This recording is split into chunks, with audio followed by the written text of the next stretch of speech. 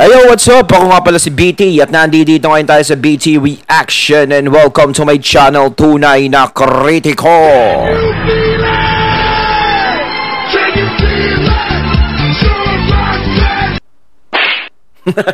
At meron tayong panonooring video ngayon, no? Nakita ko to sa isang page dito sa OFW Secret Files. Ayan ha. Siyempre sa mga hindi pa nakakabisita sa FB page ni OFW Secret Files, bisita na po kayo mga katunay. At sa mga hindi pa nakakapag-follow, siyempre follow na rin po kayo kay OFW Secret Files. Siyempre nandiyan yung mga showbiz na mga balita din, no? Katulad nitong pag-uusapan natin na masyadong naging mainit. Nagsimula to kay Boss Toyo. Boss Toyo kasi. Ayan, hindi naman natin masisisi.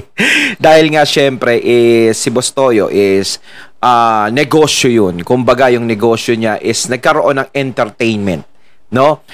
Katulad din sa Amerika, hinango nyo dun yun no? Yung Pound Star na yun. Napapanood ko dati yun sa ibang bansa, no? Pero eto, syempre, simula nung binili niya yung jersey na dinadinala ng naging hindi ko alam kung paano itatawag ko na sa naging parte ng buhay ni Francis M, no? Sa naging parte na lang ng buhay niya, no? Dahil ito yung post ni Maxine matapos dumantad ang mag-ina, nag-viral. Aba, anong post kaya iyon? At ito pag-usapan natin mga katunay. At mag-comment din po kayo mga katunay kung sakasakali kung meron kayong i-comment sa mga saloobin nyo, pwede nyo sabihin dito. Comment lang po kayo sa comment box. So, wag na natin pagtagalin at sabay-sabay na nating panoorin ang laman ng video na hatid sa atin ni OFW Secret Files at atin ang pag-usapan, bigyan ng reaksyon. Pero bago ang lahat, huwag nyo munang kalimutan na mag-subscribe dito sa channel ko sa Tunay na Kritiko sa mga hindi pa nakakapag-subscribe and click the notification bell para maging updated po kayo sa mga reaction videos na aking ilalabas. Eto na! Panoorin na natin. Pasok! Post ni Maxine matapos lumantad ang mag-ina.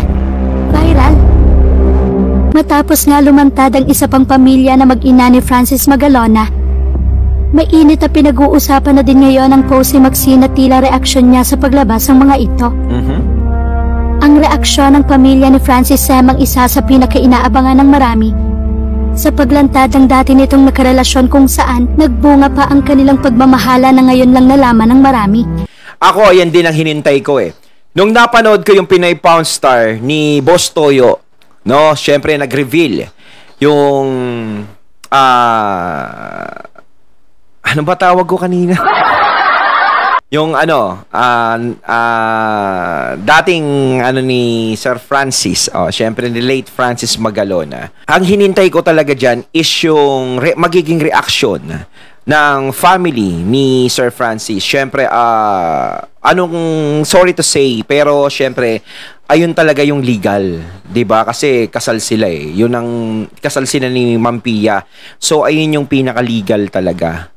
Pero syempre para sa akin, sa nangyaring ito, ang masasabi ko is tao lang naman tayo. Lahat tayo is nagiging marupok. No, lahat tayo hindi tayo kasing perpekto ng Diyos. No, siguro lahat ng tao nagkakamali yan. Walang taong perpekto sa mundo, tandaan nyo yan. No, nagkakamali din. Kahit yan nga, kung may nagawa mang ganyan si Sir Francis is hindi natin alam ang naging punot dulo niyan. No, syempre si Sir Francis lang nakakaalam kung ano ang nangyari. Bukod doon, syempre yung family and then yung si Ma'am Abigail. Ayan, tama ba si Ma'am Abigail ba? Sila ang nakakaalam niyan. Pero talaga maraming nagulat dito sa istoryang to, no? Dahil sa jersey, no? Dapat ang pamagat na lang ni Boss Toyo ang jersey.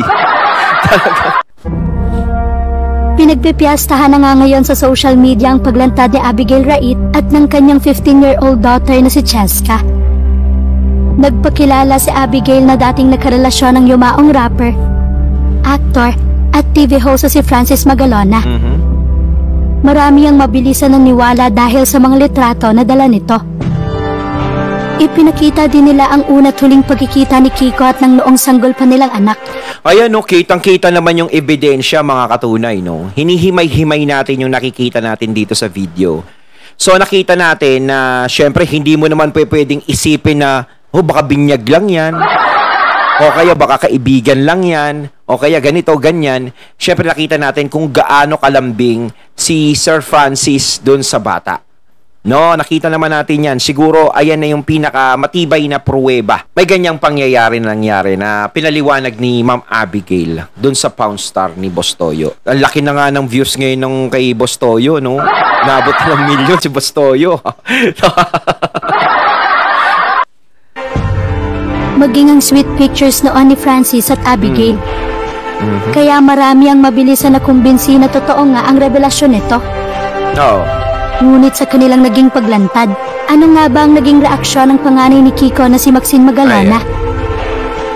Matuto ka naman tanggapin at kilalanin yung kapatid mo dahil walang kasalanan yun at maikli lang buhay natin. So eto yung mga comment. Matuto ka naman tanggapin at kilalanin yung mga kapatid mo dahil walang kasalanan yun. Maikli lang ang buhay natin. Yes! Siguro ito muna yung unang comment na bigyan natin ng reaksyon, no?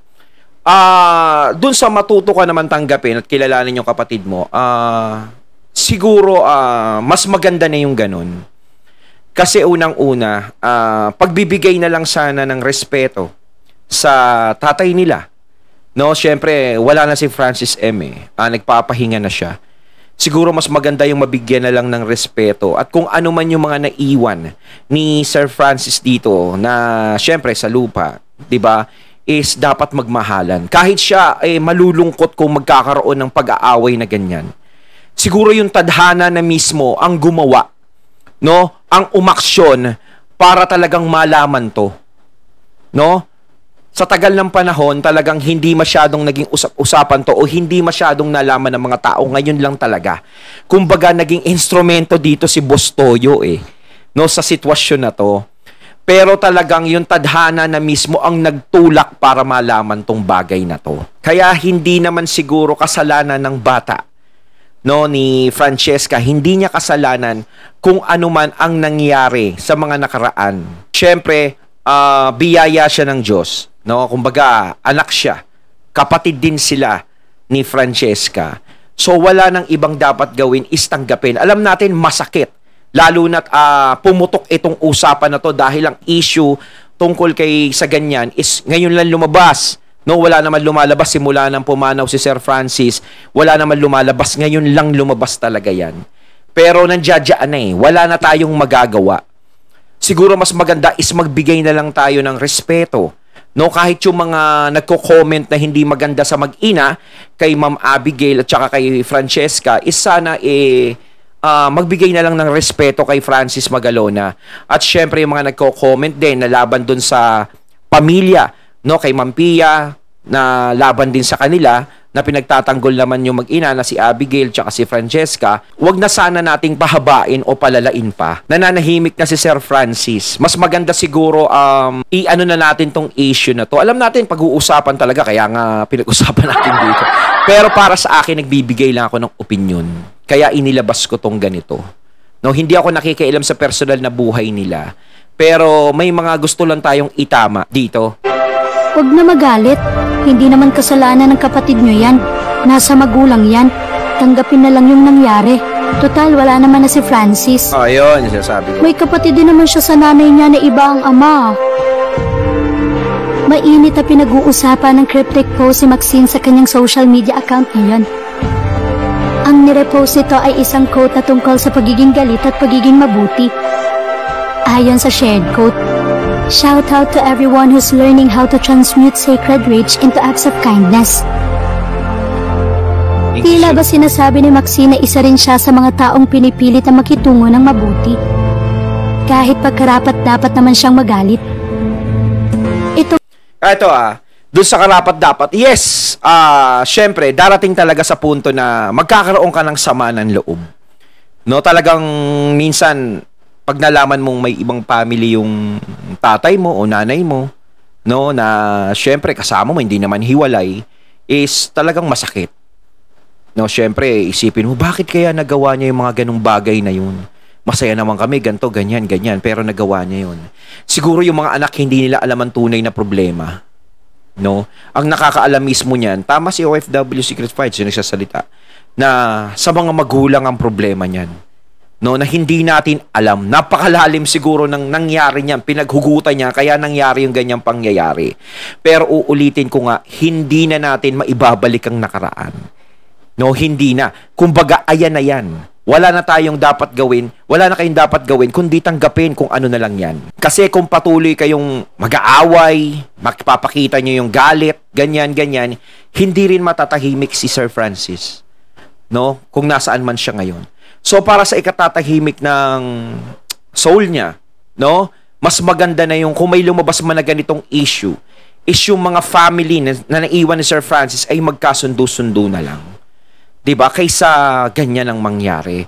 At wag na sana sabawan pa ng ibang mga gumagatong doon sa comment na ano, 'di ba? Ayun kasi minsan na nagpapalalay. Oh, 'di ba? Siyempre karapatan naman din 'yon ng mga netizens na magsalita.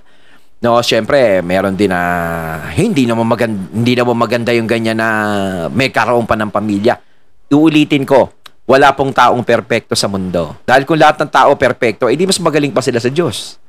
'Di ba? Lahat ng tao nagkakamali yan. Ultimo pare, nagkakamali yan. 'Di ba? Kahit pinakamatalino sa mundo nagkakamali yan. Si Nostradamus nga nagkamali eh. 'Di ba? Pinakamagaling namang huhula yun sa buong mundo pero nagkamali. Oh, 'di ba? Ganun yan. Ito nga bang mensahe niya sa lumantad na iba pang mag-ina ng kanyang ama? Matatandaan na 44 years old lamang noon ang King of Rap na si Kiko ng mamaalam dahil nga sa acute myeloid leukemia noong March 6, 2009. Pero lingid sa marami na bago ito pumanaw, may iniwan pa pala itong legacy niya na si Gayle Francesca na may palayaw na Cheska sa dating nakarelasyon na si Abigail. Sa vlog ng Pinoy Pawn Stars lumantad ang mag-ina, kung saan ibinahagi nito ang naging love story nila ng sikat na rapper. Aniya, for 15 years na nahimik ako. Siguro naman ito na lang yung karapatan na pwede kong magawa para sa kanya. Ayon, ito yung may nabasa akong comment dito. So hindi ko na screenshot so para ipakita ko rito. Pero wag na natin ipakita 'yon. So may nag-comment doon na sinabi na yung tungkol nga sa 15 years, no? Sinabi nga niya, so ganda, ganyan, 15 years. Eh talagang dapat manahimik ka dahil ganito, ganyan. Yung may nasabi nga siya about mistress ka, dapat is manahimik ka talaga. Ganun yung kinoment sa kanya noon. Ayun, syempre, ayun, may point din na syempre mas maganda na rin yung ginawa ni Abigail na tumahimik na lang siya. No, na hindi niya na lang sinabi. Syempre, nung buhay pa si Francis siguro, sinabi niya, mas maganda na yung ganitong tahimik, ganyan. Hindi natin alam, basta ako. Wag mo magagalit sa akin yung magkabilang panig, no? Mas maganda na rin yung ginawa niya. Kasi hindi katulad ng iba, 'di ba? Nag-iingay. No, kapag may nakarelasyon na ganyan, tapos may pamilya, talagang inaano, tapos pag nasa showbiz yung 'di ba? Nag-iingay para matuunan ng pansin. 'Di ba? Para matuunan ng pansin. Pero ito si Ma'am Abigail is nagsalita lang siya. No, sa Pawn Star, doon lang sinabi niya yung pangyayari, 'di ba? Yun lang. Pero wala na si Sir Francis doon. Kumbaga, siguro ayun nga yung sinasabi ko na way siguro ito para magkakilala at makilala naman ng buong sambayanan. Karapatan naman din ni Ma'am Abigail na ipakilala yung anak ni Sir Francis. 'Di ba? Karapatan din naman. Kasi kung si Sir Francis sa ngayon, siguro mas gusto niya rin ganyan ang mangyari. No, pero syempre sa kabilang panig naman ng pamilya ni Sir Francis, nakaka-shocking yung ganun na ganyan na bigla kayo lumabas. Kung alaman nila 'yun, syempre bigla kayo lumabas. Hindi natin alam kung may pinag-usapan, pero alam ko parang wala siguro, parang nagulat din sila. Pero wala na lang dapat ibang gawin kundi tanggapin kung ano yung mga pangyayaring naganap na 'yan. Yun lang naman ang pinakasalita dyan. Wala na tayong magagawa kundi tanggapin na lang. Bilang respeto sa namayapang Francis Magalona. Handa na rin daw si Abigail sa magiging batikos ng mga ito. Pero totoo daw na may iba pang mag-ina ang iconic rapper. At totoo daw ang kanilang pinagsamahan. Ayun, at ating natunghayan ang video na nagmula kay OFW Secret Files. Ayan mga katunay ha.